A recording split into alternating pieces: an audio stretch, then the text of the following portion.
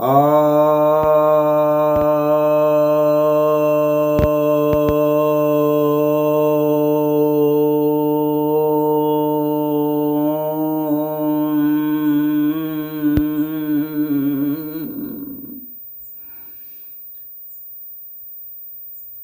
भक्तजनों को सप्रेम नमन।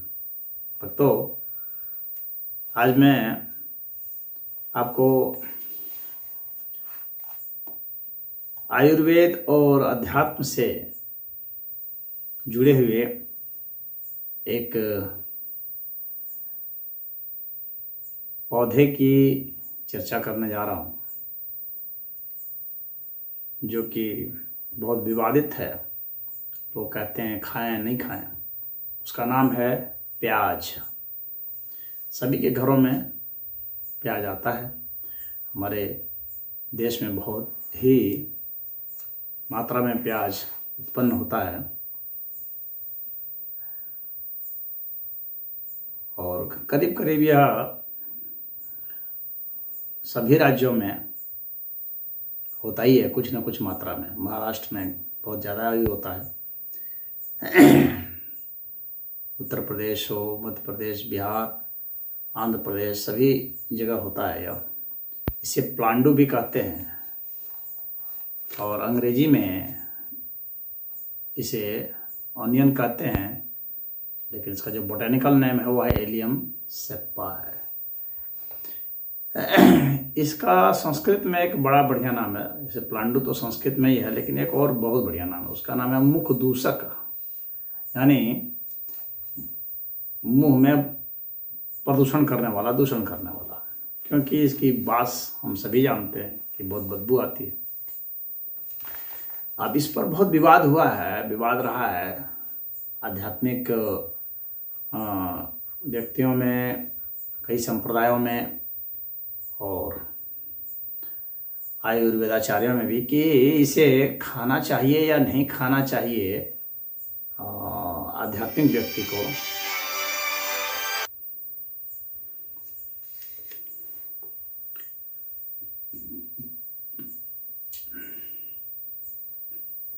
तो इसके हम लोग गुण और अवगुण देख लेते हैं, क्योंकि सभी जिसमें गुण होते हैं उसमें अवगुण भी होते हैं। और क्या पता जो किसी एक चीज़ के लिए गुण हो वही किसी दूसरे चीज़ के लिए अवगुण भी हो जाए।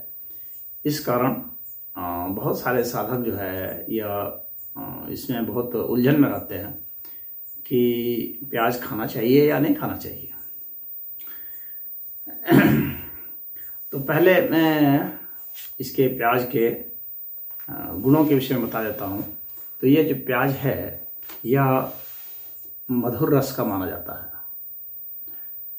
और मूत्रल माना जाता है, अर्थात मूत्र उत्पन्न करने वाला, पेशाब खुल के कराने वाला। यानी पेशाब अगर आपका बंद है तो पेशाब यह करा देगा।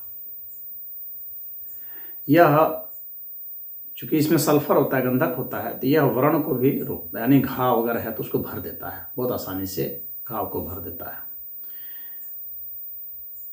इसमें नाइट्रिक ऑक्साइड होता है, जिससे कि यह जो है हम लोग के खून को थोड़ा सा पतला कर देता है और इसके प्रवाह को भी बढ़ा देता है। यहाँ बहुत महत्वपूर्ण बात है, हम लोग के शरीर में जहाँ सूजन है, जहाँ पर खून नहीं पहुँचता है, वहाँ यह खून पहुँचाने में सफल होता है। और इसमें एक बहुत बड़ा जो गुण है, जिसको हम लोग के ऋषि महर्षि पहचानते थे, आयुर्वेदाचार्य पहचानते थे, वह यह है कि यह काम वासना को बढ़ाता है। टेस्टोस्टेरोन का जो लेवल होता है उसको ये बहुत ऊपर उठा देता है। टेस्टोस्टेरोन जो होता है पुरुषों में हार्मोन होता है, जो वैसे तो स्त्री में भी होता है, लेकिन पुरुष में यह बहुत महत्वपूर्ण होता है, जिससे कि कामोत्तेजना होती है, काम शक्ति की वृद्धि होती है। और जितने भी हम लोग खाते हैं उसमें से टेस्टोस्टेरोन को बढ़ाने में प्याज सबसे अच्छा है। इसलिए अगर आप में नपुंसकता है तो यह है, तो आप प्याज खाइए। अगर तो आप देखेंगे कि आपकी जो है यौन शक्ति काफ़ी बढ़ गई। जहाँ पर खून का प्रवाह, क्योंकि जो इरेक्टाइल डिस्फंक्शन होता है उसमें खून नहीं पहुँच पाता है सही से, तो ये इसको पहुँचा देता है।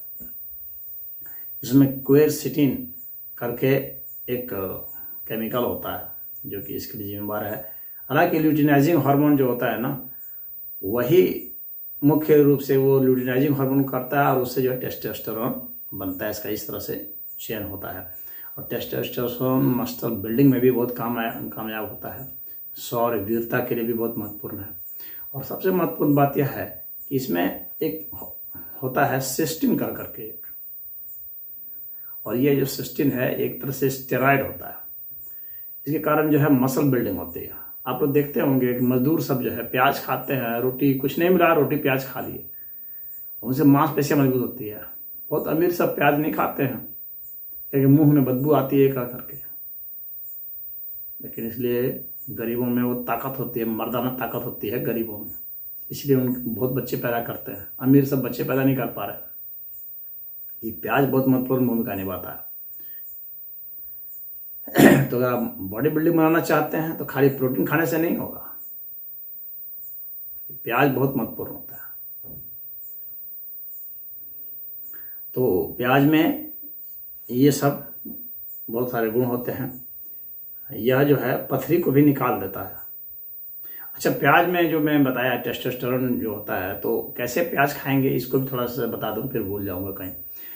कच्चा प्याज ही खाएंगे तो फायदा करेगा, यह नहीं कि उसे भून भान करके खाएंगे तो नहीं, क्योंकि वो गर्मी से जो है ना वो सब उड़ जाता है, तो इसके कंटेंट गंधक कर उड़ जाता है। और हम लोग के भले वो नहीं जानते थे, हम लोग के आयुर्वेदाचार्य की इसमें सिस्टीन होता है और ये सब होता है लेकिन वे यह जानते थे कि इसमें गंधक होता है, इतना तो वे जानते थे। इसीलिए वे जो है उसके साथ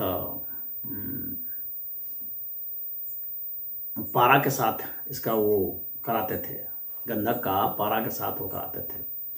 तो यह बहुत महत्वपूर्ण है कि हम लोग समझें कि इसको किस तरह से हम लोग खा सकते हैं प्याज को। तो कच्चा प्याज खाएंगे तो फायदा करेगा। अब रही बदबू वगैरह की बात, तो बदबू के लिए नींबू गर्म पानी से कुल्ला कर लेंगे तो बदबू घट जाती है। लेकिन जो बदबू जो हम लोग खराब समझते हैं वह हम लोग के मुंह में बहुत सारे जो बैक्टीरिया होते हैं उसको ख़त्म करने में सहायक होता है। तो जिनको पायरिया वगैरह की शिकायत होती है तो उसमें प्याज फायदा करेगा।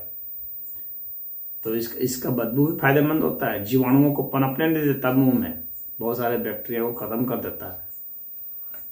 तो यह बहुत महत्वपूर्ण है जानना।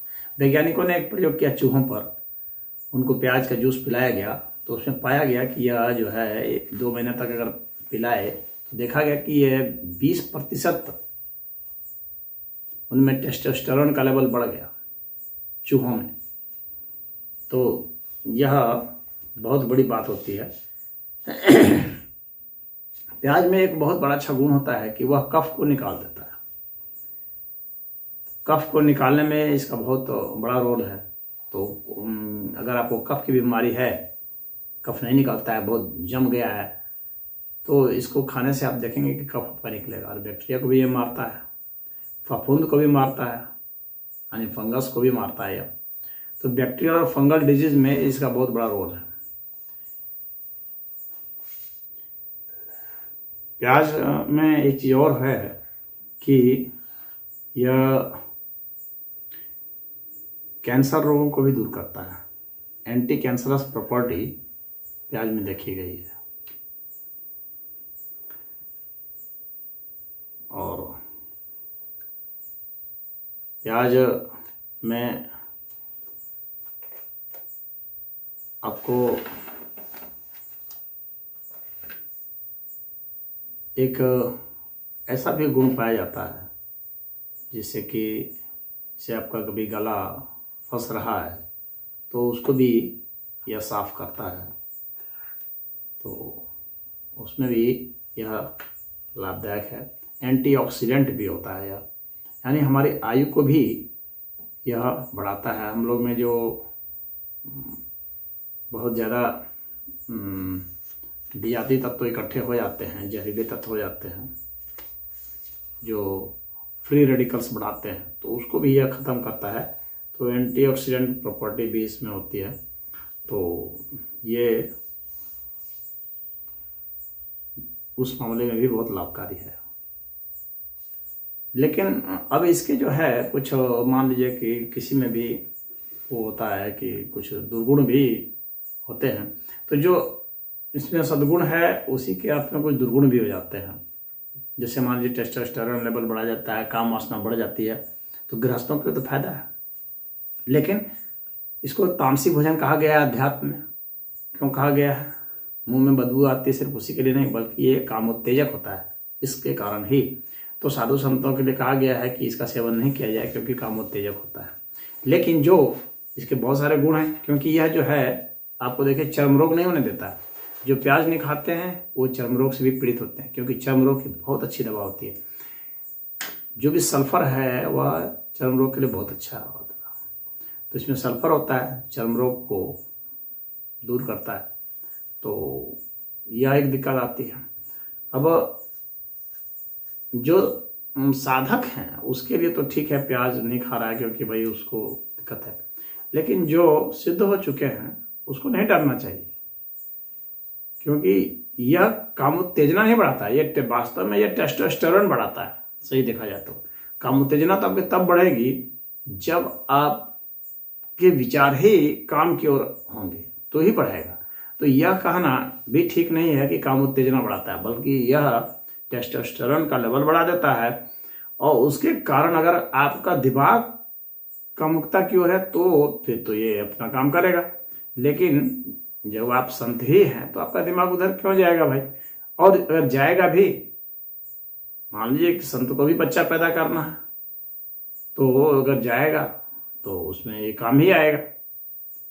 ऐसा संत के लिए तो ये वर्जित तो है नहीं कि वो बच्चा पैदा नहीं करे, ऐसा तो कहीं वर्जित किया नहीं। साधु ऋषि महर्षियों के ही संतानें हम लोग हैं, और सभी ऋषि महर्षियों के संतानें में बहुत कम ही हुए हैं जिन्होंने कि विवाह नहीं किया, बच्चे पैदा नहीं किए। तो कहने का तात्पर्य है कि आपके पास वो शक्ति आ जाएगी, उस शक्ति का उपयोग आप काम की तरफ करेंगे कि राम की तरफ करेंगे, ये आपके हाथ में है। आप दिशा उधर किधर देते हैं। अग्नि आपको उसने दे दिया, अब उस अग्नि को आप जिधर ले जाएं, तो यह समझ लेने वाली बात है। तो इसमें आप समझ लीजिए कि आपको खाना या नहीं खाना, आपको पास कंट्रोलिंग पावर है तो आप खाइए, कुछ नहीं कर सकता वो। और उससे डरते हैं तो इसका मतलब कंट्रोलिंग पावर नहीं है, तो ठीक है तो मत खाइए। या डरना यह भी बतलाता है कि आपको अपने पर आत्मविश्वास अभी नहीं है, आपको अपनी साधना, अपने तप पर उतना भरोसा नहीं है। आपको लगता है कि आपने खाया और आपका जो है आपकी जो काम वासना वो जागी, इसका मतलब काम वासना अभी समाप्त हुई नहीं है या अभी नियंत्रण में नहीं है, तो वो जाग गई। तो यह जो है ये इसको ज़्यादा खा लेने से क्या होता है कि यह खून निकाल देता है शरीर से। ज़्यादा मात्रा अगर इसकी हो जाए तो पेशाब में खून आने लगेगा या मलद्वार से खून आने लगेगा, यानी बवासीर को यह बढ़ा देता है, जी जान लेना। वात रोग को यह दूर करता है, इसको समझ लेने की जरूरत है। वात रोग को दूर करने वाला है, लेकिन अगर ज़्यादा आप खा लेते हैं तो खून को बढ़ा देगा, यानी रक्त का। तो इसके लिए आप इसका ऐसा करें कि आपको इसको खाना भी जरूरी है और आपको ये समस्या है, तो जो खून को बहने से रोकता है उसको खाया। यानी इसके साथ अगर ये आप पीपल का पत्ता खा लेते हैं तो आपका इसका भी काम हो गया, इसके गुण भी आपने ले लिया और इसके जो अवगुण है उसको आपने दबा दिया। तो अगर जिनको भी समस्या ऐसी आती है तो वे पीपल के पत्ते के साथ इसको खाएं तो बहुत ही लाभ होगा। ज़्यादा मात्रा में इसको खाने से क्या होगा कि हृदय की गति के लिए नुकसानदेह है। हृदय की गति बंद पड़ सकती है, आदमी की मृत्यु भी हो सकती है। यानी ज़्यादा प्याज मृत्यु पैदा कर सकता है, मृत्यु ला सकता है। प्याज से ये है कि यह आपको पेशाब में जलन है उसको भी दूर कर देता है यह। लेकिन अगर बहुत ज़्यादा खा लेंगे तो क्या होगा, आपको उल्टी होने लगेगी। ये विरेचक का भी काम करता है, वमन कारक है, यानी पतली टट्टी भी करा देगा ये। और उल्टी भी करा देगा ज़्यादा मात्रा में। तो इसके मात्रा अधिक से अधिक 1 प्याज खाइए, 1 प्याज काफ़ी है। और आप सभी लोग जानते हैं, छोटे छोटे बच्चे तक भी जानते हैं कि प्याज खाने से गर्मियों के दिन में लू नहीं लगती है, तो लू से यह बचाता है, उसमें यह बहुत ही कारगर है। तो प्याज के इन गुणों को आप समझ गए, प्याज क्यों खाना चाहिए और क्यों नहीं खाना चाहिए। तो नहीं जिनको खाना है, तो जिनको इससे विकार होते हैं, दिक्कत है, वैसे बच सकते हैं, लेकिन इसके दुष्प्रभाव को बचाने के लिए मैंने आपको बता दिया, पीपल के पत्ते खाएं या गुलाब की पंखुड़ी भी जो है वह किसी हद तक इसके दुष्प्रभाव को रोकने का काम करती है। तो गुलाब की पंखुड़ी भी आप सेवन कर सकते हैं, लेकिन पीपल का पत्ता ज़्यादा बढ़िया है। तो आप इसका प्रयोग करें और इसका लाभ उठाएं। हरि ओम।